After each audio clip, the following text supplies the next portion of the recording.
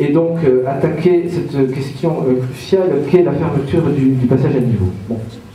Donc nous irons en référé sur cette triple base qui est que d'une part le rapport CETRA préconise une mesure qui n'est pas celle qui est suivie par le préfet.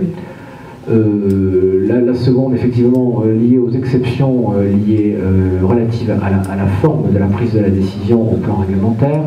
La troisième, liée aux dommages, au préjudice que cela occasionne sur la vie des citoyens.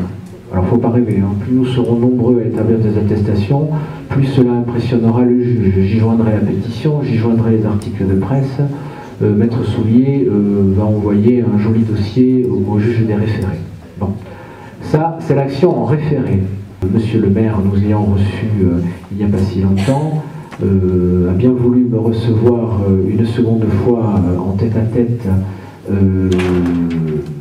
la semaine dernière, vendredi à 15h30, pendant 1h30. La durée de l'entretien vous laisse assez à penser tout l'intérêt qu'il apporte à la question. Et il m'a confirmé les choses suivantes, à savoir que de son point de vue, la fermeture du passage à niveau était sur le plan judiciaire très aléatoire en termes de contestation et qu'il ne pensait pas, en son âme et conscience, pouvoir s'y hasarder. C'est son choix, nous faisons un choix différent, il n'est pas conflictuel. Moi, il n'est pas là. Parce que nous tenons une assemblée générale d'une association désormais et que nous sommes d'abord entre nous. Nous n'avons pas demandé à qui que ce soit de nous prendre en charge. Non, mais nous sommes ici pour nous prendre en charge. Il a le droit de le dire. Il en a le droit s'il veut. Je l'ai rencontré, je considère... Mais la liberté est complète. Mais je l'ai rencontré, nous nous sommes expliqués et vous allez voir ce qui va se passer.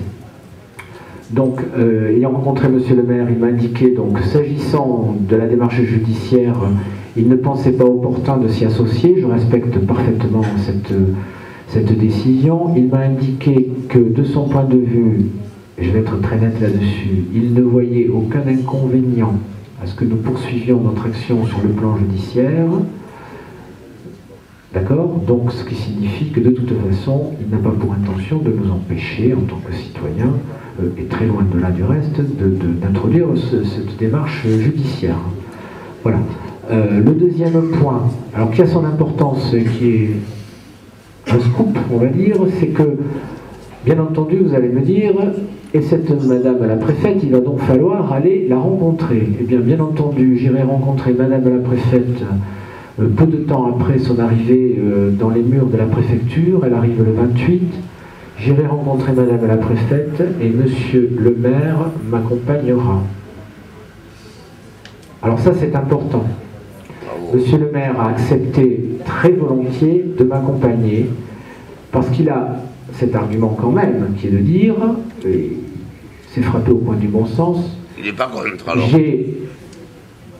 Ce n'est pas verbatim hein, ce que je dis, je le traduis d'une manière un peu simple, et je suis assez d'accord d'ailleurs avec l'idée, entre nous soit dit, il a quand même plus d'emmerde avec le PN fermé que le PN ouvert.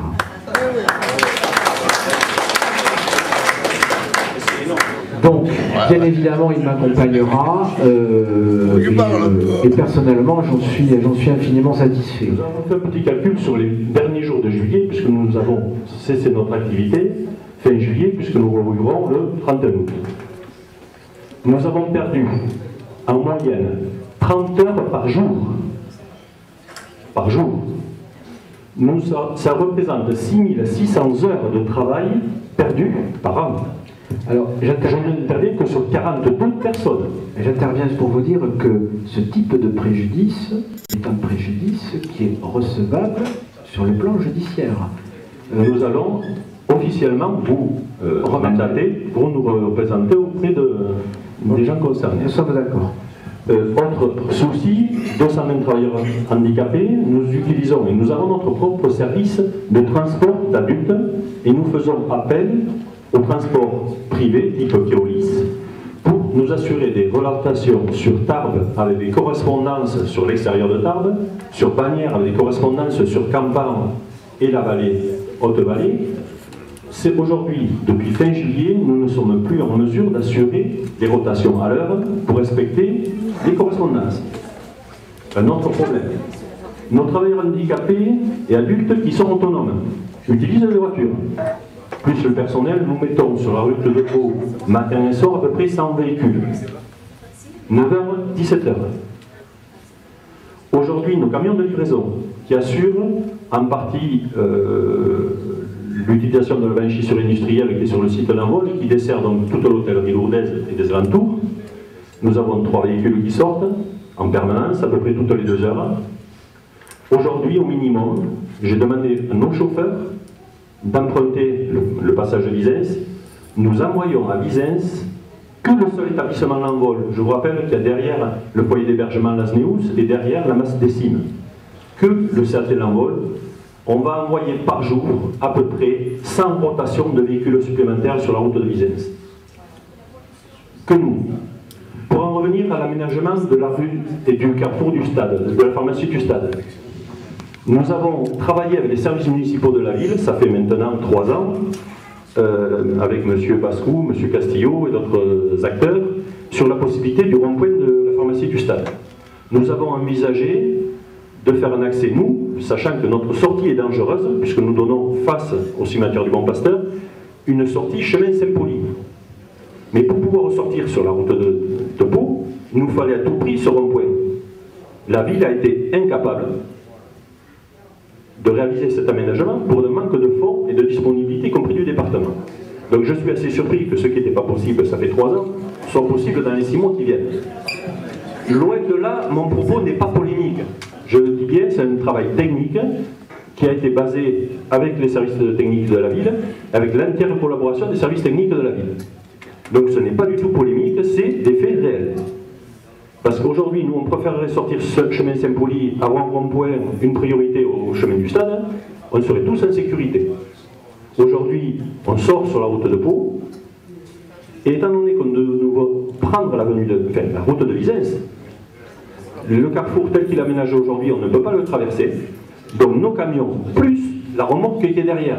C'est-à-dire que nous avons un 3 tonnes 5, et on a une remorque de derrière qui fait 2,50 m de large sur 6 mètres de long, qui est en train de faire un zigzag pour descendre à Visence. Donc nous créons un risque supplémentaire. À ce sujet, nous devons travailler demain matin dans les services techniques de la ville. Donc, monsieur le maire, enfin, les services techniques sont tout à fait au courant, pour essayer d'aménager provisoirement notre sortie, parce qu'on va créer un phénomène accidentogène. On va le créer.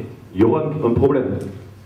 Un jour ou l'autre, je veux dire, on ne peut pas sortir, allez, 300 fois par jour sur cette route avec les difficultés qu'on va rencontrer, sans un jour causer un accident. Et là, la responsabilité, ce sera ni le préfet, comme vous venez de le dire, monsieur le président, ni qui, ce sera le chauffeur du camion, et par conséquent, nous en tant que responsables, l'entreprise. Et ça sera en aucun cas ni le préfet, ni personne d'autre. C'est clair. Donc mon témoignage, je crois, a un peu de poids. Je représente ici notre directeur, qui est monsieur Guillard, notre nouveau directeur, mais qui est actuellement en congé, parce qu'autrement il serait là. Donc il m'a mandaté pour le représenter. Autrement, il aurait été là en tant que directeur de l'ESAT L'Envol, et nos collègues Mas Lessim et Flores Neus pour apporter notre témoignage. Donc vous aurez des 3 directions et sûrement de notre président en tant que président de l'ADAPI, une saisine officielle. Merci monsieur. Voilà. J'ai écrit à tous les conseillers municipaux, ce qui explique d'ailleurs la présence ce soir parmi nous d'habitantes et d'habitants de Pau-Ferré qui sont concernés, ou d'habitants de la vallée de Batte-sur-Guiers qui sont également concernés. Mais cela n'est certainement pas suffisant, et instruit par votre intervention, je crois que nous devons aller au-delà. C'est l'ensemble des maires du Pays de Lourdes, de l'arrondissement d'Argelès qui sont concernés, et peut-être même des cantons immédiatement périphériques des Pyrénées-Atlantiques. Donc ça, voilà une mesure concrète que nous pouvons, que Christian, le nouveau président de l'association, va noter certainement, et voilà une démarche que nous devons engager avant que le délai du recours, parce que le compte à rebours a démarré, n'intervienne début septembre. Demander à tous les maires qui le souhaitent de s'associer à la démarche entreprise par notre collectif.